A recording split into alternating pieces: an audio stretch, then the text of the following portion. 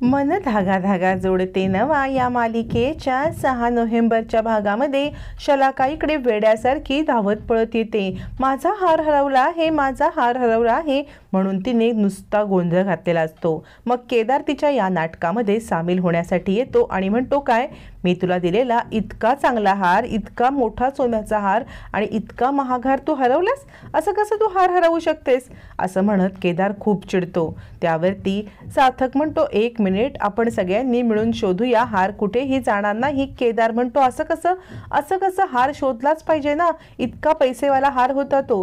सार्थक म्हणतो, 1 मिनिट शांत रहा, हार कुठेही जाणार नाही. केदार म्हणतो, ते काही नाही, मला सगळ्यांची झडती घ्यायची आहे, त्याशिवाय मला हार सापडणार नाही. सार्थक म्हणतो, हे आपल्या घरचे आहेत, बाहेरचं आहे कुणी इकडे.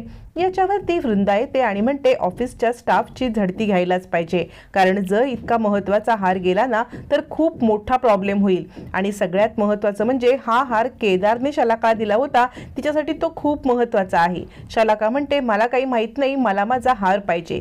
सार्थक सांगत असतो, अगं आपल्याच ऑफिसच्या स्टाफची आपण कशी झडती घ्यायची, हे वेड्यासारखं मी घडू देणार नाही. हे आपल्या इथे काम करणारे कधीपासूनचे आहेत, त्यामुळे असं काही चालणारच नाही. असं म्हणत सार्थक या झडतीला नकार देत असतो, पण केदार मात्र काही ऐकत नाही. तो सगळ्यांची झडती एक एक करून घ्यायलाच लागतो. अगदी बेणाऱ्यांपासून सगळ्या स्टाफची झडती घेतली जाते. मालती म्हणते, काय हो, हे आपली सुद्धा झडती घेणार का? याच्यावरती आता मात्र अण्णा म्हणतात, आपली कशी घेतील, आपण ऑफिसचे थोडी आहोत का, आपण आहोत त्यांचे घरचे मेंबर, आपली झडती ते घेतीलच कशी, असे म्हणत अण्णा मालतीला समजवत असतात की आपली झडती होणार नाही, तू घाबरू नको. मालतीच्या मनामध्ये मात्र भीती असते. इकडे आता बेणारे म्हणतात, झाली झडती घेऊन, झाली, जाऊ. सार्थक चिडतो आणि म्हणतो, सगळ्यांची झडती घेतलीत, काहीच सापडलं नाहीत, हे काय आहे तुमचं वागणं, सगळ्या स्टाफच्या लोकांचा तुम्ही अपमान केलात.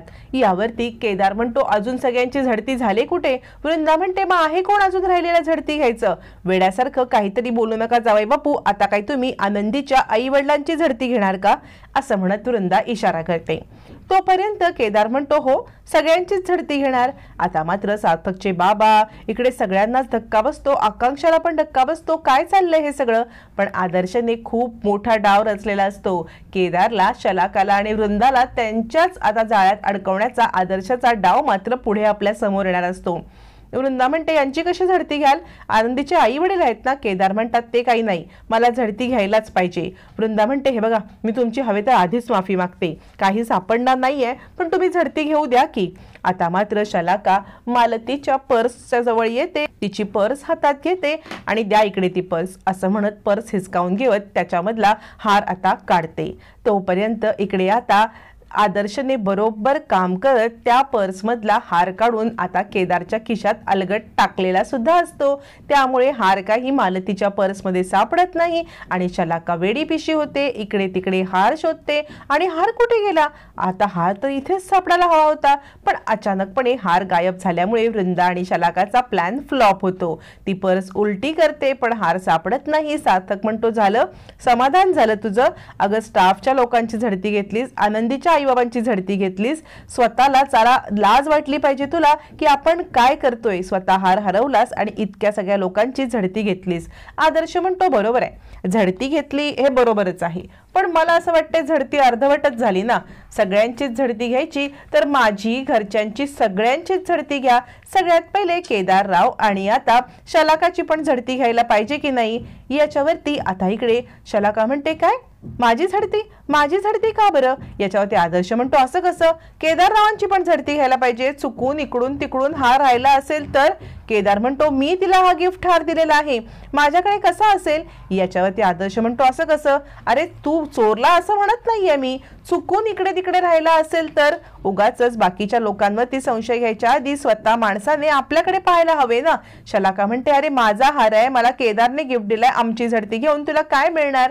आदर्श म्हणतो, काय मिळणार हे झडती नंतर कळेल की आपल्याला, आपण आधी झडती घेऊया आणि मग ठरवूया काय मिळेल ते, असं म्हणत आदर्श आता केदारची झडती घ्यायला लागतो. आणि तो म्हणतो की कधीही आपण नेहमी दुसऱ्याकडे 4 बोट दाखवतो ना, एक बोट आपल्याकडे असतं आणि ते बोट आपल्याकडे आहे हे आपण नेहमी लक्षात ठेवायचं असतं.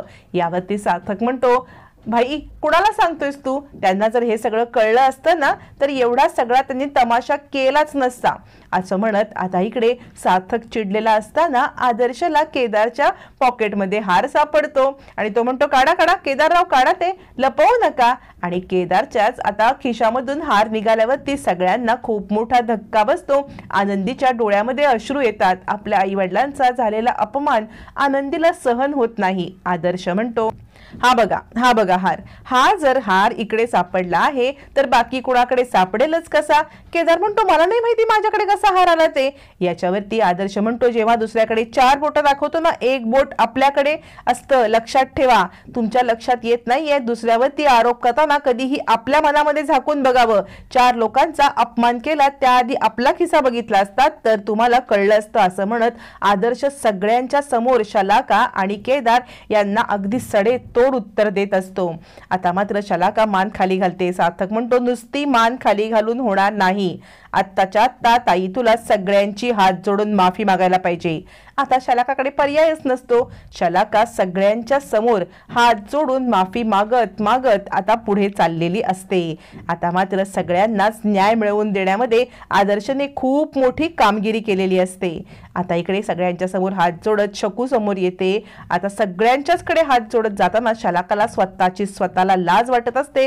प्लॅन फ्लॉप झालेला असतो. अखेर आनंदी आणि तिच्या आईची माफी मागून रडत रडत शलाका आता आपल्या रूमच्या दिशेने धावत पळत जाते सुद्धा. शलाकाने केलेला हा गोंधळ आणि सगळाच आता तिच्यावरती उलटलेला डाव हे आदर्शमुळे शक्य झालेलं असतं. पण इकडे आता अण्णांची तब्येत बिघडते.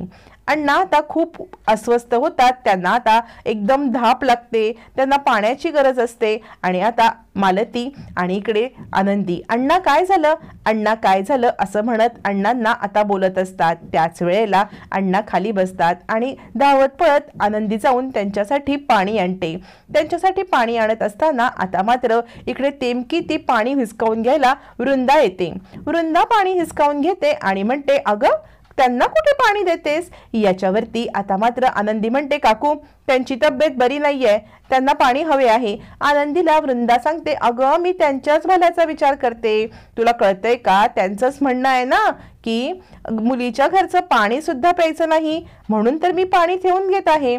याच्यावरती तिकडे सार्थक येतो आणि म्हणतो काकू मुलीच्या घरचं पाणी प्यायचं नाही पण मुलाच्या घरचं तर पाणी ते पिऊच शकतात ना, मी तर त्यांचा मुलगाच आहे की, असं म्हणत सार्थकची डॅशिंग एंट्री झालेली असते.